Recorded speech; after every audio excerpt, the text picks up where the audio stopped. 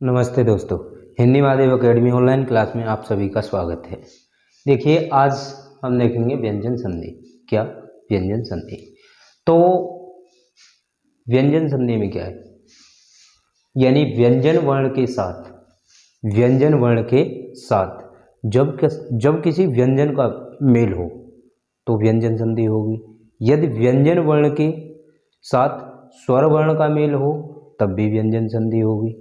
यदि व्यंजन के साथ स्वर वर्ण का मेल हो तब भी व्यंजन संधि, और व्यंजन के साथ यानी स्वर के साथ व्यंजन का मेल हो तब भी व्यंजन संधि होगी। यानी देखिए, जैसे व्यंजन वर्ण के साथ स्वर वर्ण यानी व्यंजन वर्ण, इसका मतलब ये है कि व्यंजन वर्ण के साथ यानी जब प्रथम शब्द होगा, प्रथम शब्द का अंतिम वर्ण, प्रथम शब्द का अंतिम वर्ण व्यंजन हो, ये और द्वितीय शब्द का प्रथम वर्ण स्वर हो और व्यंजन और स्वर का मेल होगा, वहाँ व्यंजन संधि होगी। क्या? व्यंजन संधि। या फिर व्यंजन वर्ण के साथ व्यंजन वर्ण यानी प्रथम शब्द का अंतिम वर्ण क्या हो? व्यंजन, और द्वितीय शब्द का प्रथम वर्ण वो भी व्यंजन। यदि वो दोनों मिलते हैं तो क्या होगा? वहाँ भी व्यंजन संधि। अथवा स्वर वर्ण के साथ व्यंजन का यानी प्रथम शब्द का अंतिम वर्ण स्वर हो और द्वितीय शब्द का प्रथम वर्ण यदि स्वर हो यानी व्यंजन हो तो क्या होगा? व्यंजन होगा। जैसे उत प्लस लेख। जैसे उत क्या है? प्रथम शब्द। उत क्या है? प्रथम शब्द। उत में प्रथम शब्द में त क्या है? प्रथम शब्द का त अंतिम वर्ण है। अब लेख द्वितीय शब्द है। लेख क्या है? द्वितीय शब्द। अब द्वितीय शब्द में प्रथम वर्ण क्या है? प्रथम वर्ण आपका ल। तो उत प्लस लेख बराबर उल्लेख, दिग प्लस गज बराबर दिग्गज, वाग प्लस ईश बराबर वागीश। ये अच्छा, अब ये आपको याद होना बहुत जरूरी है। क्यों?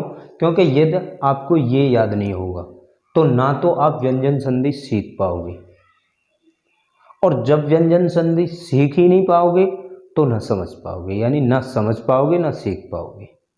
तो इनका याद होना बहुत जरूरी है। ये क्या है? 5 वर्ग होते हैं, क च ट त प। क च ट त प। अच्छा, पांचों वर्ग में ये प्रथम वर्ण है, यानी ये क्या है? प्रथम वर्ण। क वर्ग का प्रथम वर्ण क्या है? क। च वर्ग का प्रथम वर्ण क्या है? च। ट वर्ग का प्रथम वर्ण क्या है? ट। और त वर्ग का प्रथम वर्ण क्या है? त। प वर्ग का प्रथम वर्ण क्या है? प। अब ऐसे ये प्रथम वर्ण, ये द्वितीय वर्ण, ये तृतीय वर्ण, ये चतुर्थ वर्ण, ये पंचम वर्ण। तो देखिए, क वर्ग में क्या? क ख ग घ ञ। च वर्ग में च छ ज झ ञ। ट वर्ग में ट ठ ड ढ़ ण। त वर्ग में त थ द ध न। प वर्ग में प फ ब भ म। अच्छा, अब ये होते हैं अंतस्थ व्यंजन और ऊष्म व्यंजन। अंतस्थ में य र ल व, य र ल व। ऊष्म व्यंजन में स स स ह, श स श ह। देखिए, ये क वर्ग में प्रथम वर्ण के हैं सभी। ये क वर्ग के, जैसे क वर्ग चलेगा इस तरीके से, ये क वर्ग के क ख ग घ ञ। क ख ग घ ङ। ये च वर्ग के च छ ज झ ञ। च छ ज झ ञ। ये ट वर्ग के ट ठ ड ढ़ ण। ये त वर्ग के त थ द ध न। ये प वर्ग के प फ ब भ म। ये प, अच्छा, ये अंतस्थ है य र ल व। ये उसमें श स स ह। ये प्रथम वर्ण है। वर्ण आपके वर्ग इस तरीके से चलेंगे, इस तरीके से, लेकिन वर्ण आपके इस तरीके से चलेंगे क्योंकि ये वर्ण है। ये क्या है? वर्ण है। अच्छा, ये वर्ग है, ये क वर्ग के। जैसे कहते हैं ना, देखिए वर्ण और वर्ग, पहले आप ये देखिए वर्ण और वर्ग में अंतर क्या है। जैसे वर्ग आप ये समझिए कि ये तो वर्ण है, क च क ख ग घ घ ऐसे बोलते हैं ना, तो ये वर्ण है। जैसे वर्णों को मिला के एक शब्द बनता है। जैसे मान लीजिए आपका कुछ नाम है, मान लीजिए आपका मोहन नाम है, मोहन, या फिर राहुल नाम है, तो राहुल में ये एक शब्द है राहुल, लेकिन राहुल बना कैसे? वर्णों से। तो वर्ण क्या है? र, ह और ल। ये र, ह और ल जो आया है ये क्या है? वर्ण है। अब इनके साथ मात्रा भी आई है, लेकिन मात्रा क्या है? मात्रा भी तो एक अ से लेके अंक तक, ये भी तो एक वर्ण है। मात्रा का वो रूप बना दिया, क्योंकि शब्द लिखते टाइम वो लिखते समय वो अच्छा लगे, वो शब्द अच्छा लगे, तो वो भी तो वर्ण, वो क्या है? वर्ण। तो वर्ण वो होते हैं। अच्छा, वर्ग क्या होता है? वर्ग जैसे आपने देखा हो किसी समूह में, जैसे मान लीजिए यहाँ पे 10 बच्चे, वहाँ 5 बच्चे, या फिर मान लीजिए इधर भी 10 बच्चे, इधर भी 10 बच्चे, इधर भी 10 बच्चे, चार चार ग्रुप बने हुए हैं, तो फिर उन्हें क्या बोलेंगे? जैसे ग्रुप, वर्ग। बात एक ही है, ये ए वर्ग, ये बी वर्ग, ये सी वर्ग, ये डी वर्ग, तो ये होते हैं वर्ग। तो ये क, ख, ग, घ, ञ, ये किस वर्ग के? क वर्ग के। च, छ, ज, झ, ञ, ये च वर्ग के। ये के पांचों किसके? च वर्ग के। एक वर्ग में पांच पांच पांच क्या होते हैं? वर्ण। एक वर्ग में 5 वर्ण होते हैं, इसीलिए प्रथम वर्ण, द्वितीय वर्ण, तृतीय वर्ण, चतुर्थ वर्ण और पंचम वर्ण। तो वर्ग एक हुआ, लेकिन एक वर्ग में वर्ण कितने हुए? 5। ऐसे ही ट वर्ग में ट, ठ, ड, ढ, ण, त वर्ग में त, थ, द, ध, न, प वर्ग में प, फ, ब, भ, म। अच्छा, ये अंतस्थ है। अंतस्थ व्यंजन य, र, ल, व। उष्म व्यंजन स, स, ह। ठीक। अच्छा, ये प्रथम वर्ण में क्या है? क, च, ट, त, प, य, श। द्वितीय वर्ण में द्वितीय वर्ण में ख, ख, छ, ठ, थ, फ, र, श। ये आपको अलग याद करने पड़ेंगे, ये अलग अलग याद करने पड़ेंगे। देखिए, अब तृतीय वर्ण में ग, ज, ड, द, ब। चतुर्थ वर्ण में घ, झ, ड़, ध, भ, व। ये वैसे बोलने में आ रहा है यहाँ पे, अच्छा, लेकिन ये आपको अलग याद करने पड़ेंगे। ये क्या है? पंचम वर्ण, ये आपको अलग याद करने पड़ेंगे। तो इस तरीके से भी आपको याद करने पड़ेंगे। क वर्ग में कौन कौन से आते हैं? च वर्ग में कौन कौन से आते हैं? त वर्ग में कौन से आते हैं? ट वर्ग में कौन से आते हैं? प वर्ग में कौन से आते हैं? अच्छा, एक इस तरीके से कि प्रथम वर्ण के प्रथम वर्ण कौन कौन से हैं? द्वितीय वर्ण कौन कौन से हैं? तृतीय, चतुर्थ, पंचम। इस तरीके से। क्यों? क्योंकि व्यंजन संधि समझ में ही तब आती है। अच्छा, अब बात करते हैं व्यंजन संधि के नियम। व्यंजन संधि के नियम, तो देखिए पहला नियम क्या है? वर्ग के पहले वर्ण का, तो देखिए वर्ग ये है ना, ये रे वर्ग। वर्ग के पहले वर्ण का, तो पहले वर्ण कौन से? क, च, ट, त, प, य। क्योंकि यहाँ पे वर्ग लिखा है, तो वर्ग सभी की बात हो रही है, 5 वर्ग होते हैं, पांचों वर्ग की बात हो रही है, लेकिन कैसे? पहले वर्ण, तो पहले वर्ण कौन कौन से? क, च, ट, त, प, इनकी बात हो रही है।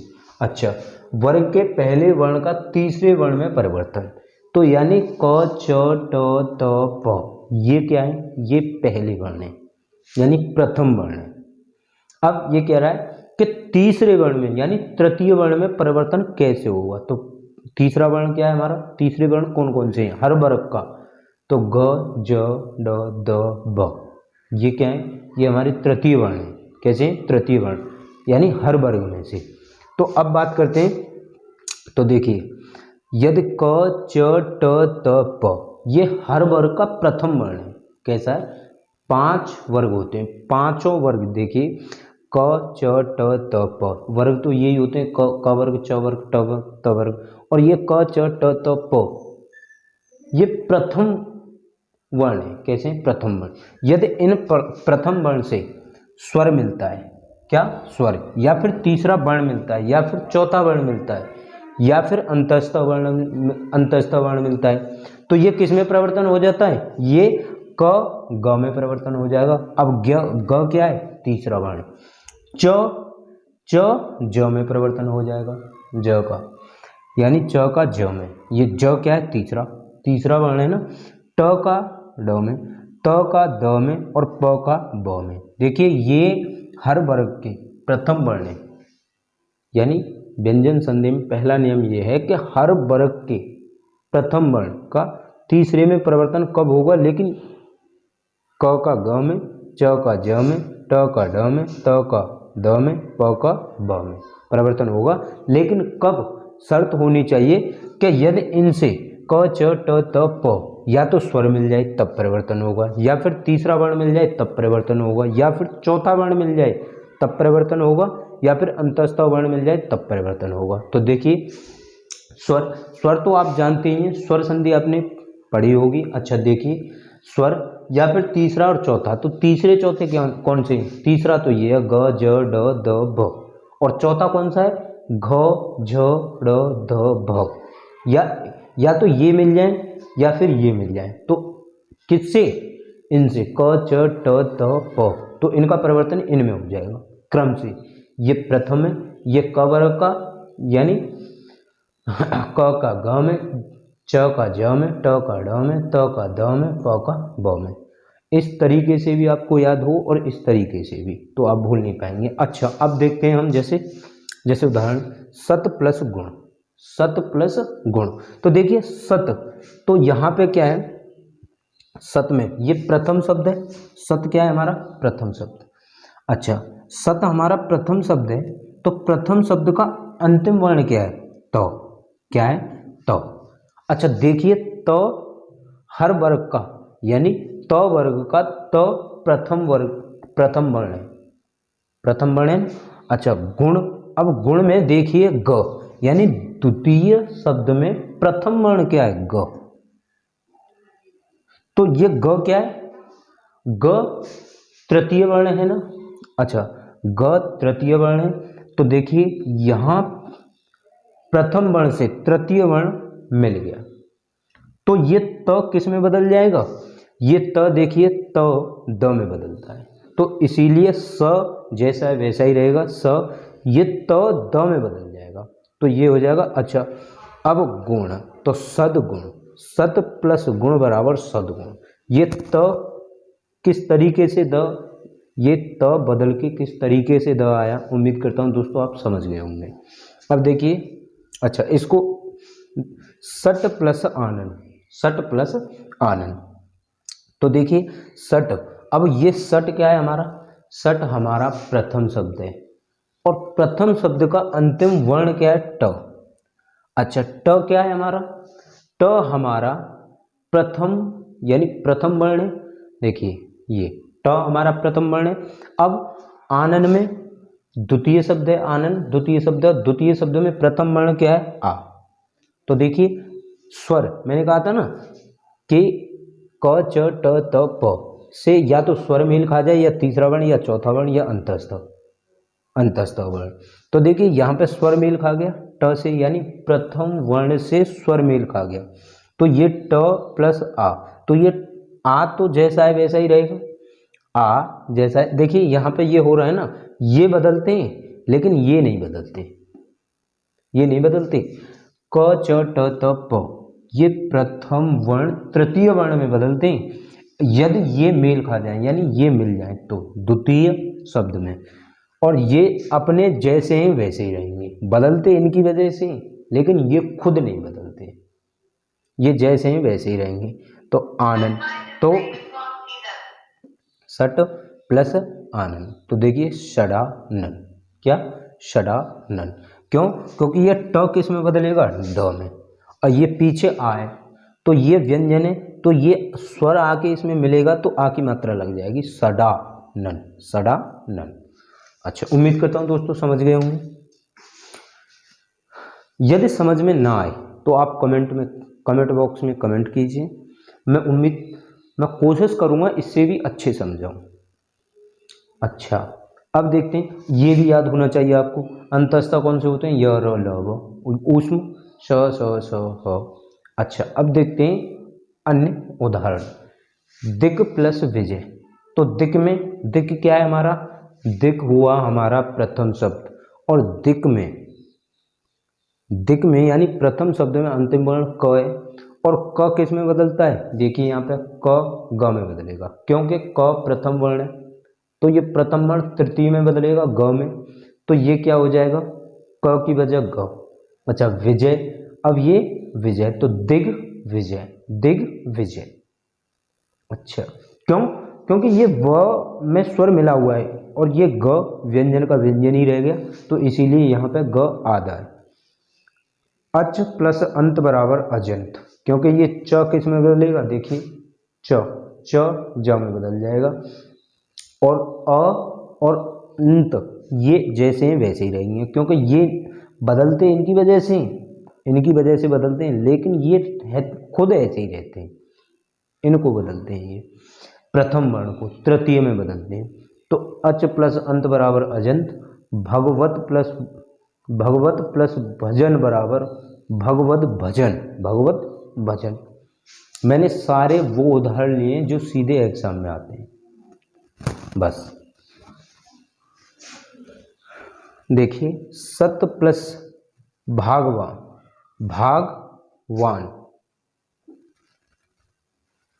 सत प्लस भागवान में बराबर सद्भाव।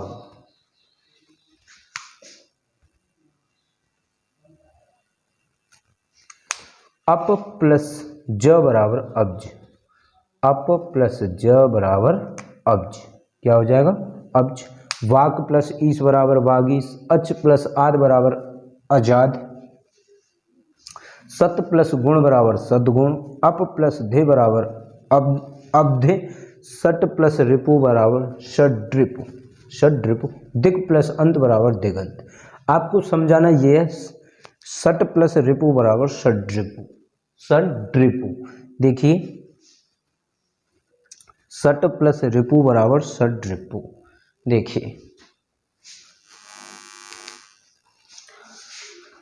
आपको ये बता दूं, सट प्लस रिपु, अब ये ट क्या है हमारा, ये सट क्या है, प्रथम शब्द में अंतिम वर्ण क्या है हमारा, अंतिम वर्ण है ट। तो देखिए श प्लस ट, अब ये ट किस में बदलता है, देखिए यहाँ पे, तो ये ट कहाँ, ट ड में बदलेगा, तो ट ड में बदल गया, स प्लस ट प्लस र, क्योंकि यहाँ ये र है ना, और र में क्या है, छोटी ई की मात्रा, तो छोटी ई की मात्रा का मतलब यानी छोटी ई, तो इपु हो गया यहाँ पे। अब मैंने एक एक करके तोड़ दिया सभी को, सट प्लस रिपु।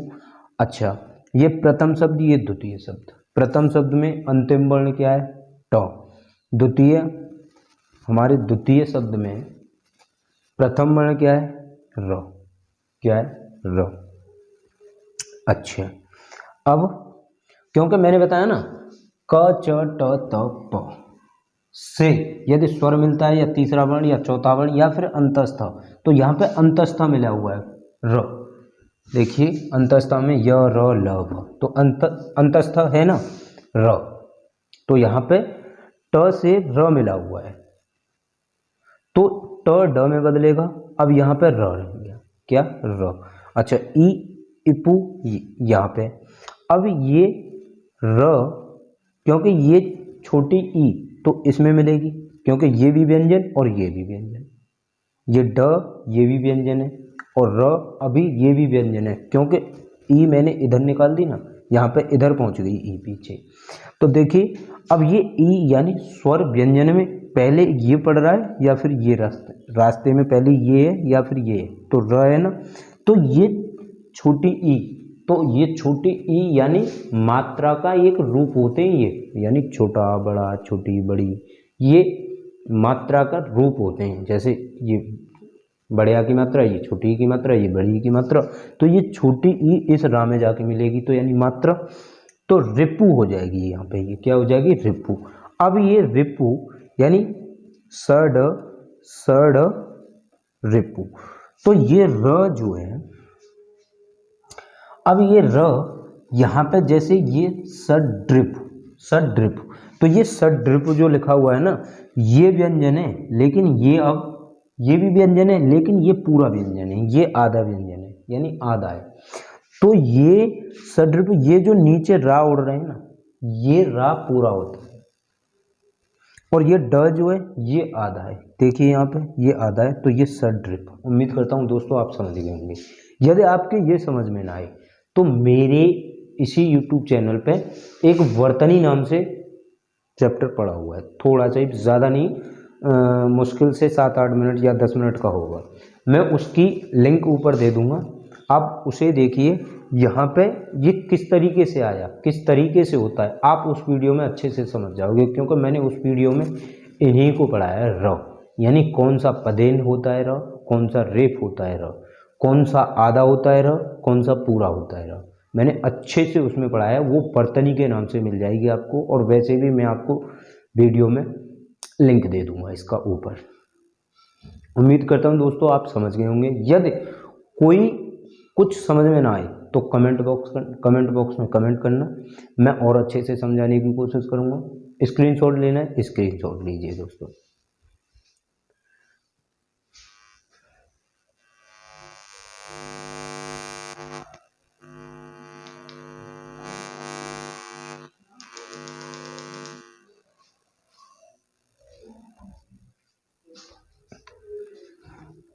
अच्छा लगा हो लाइक करें, सब्सक्राइब करें और शेयर करें।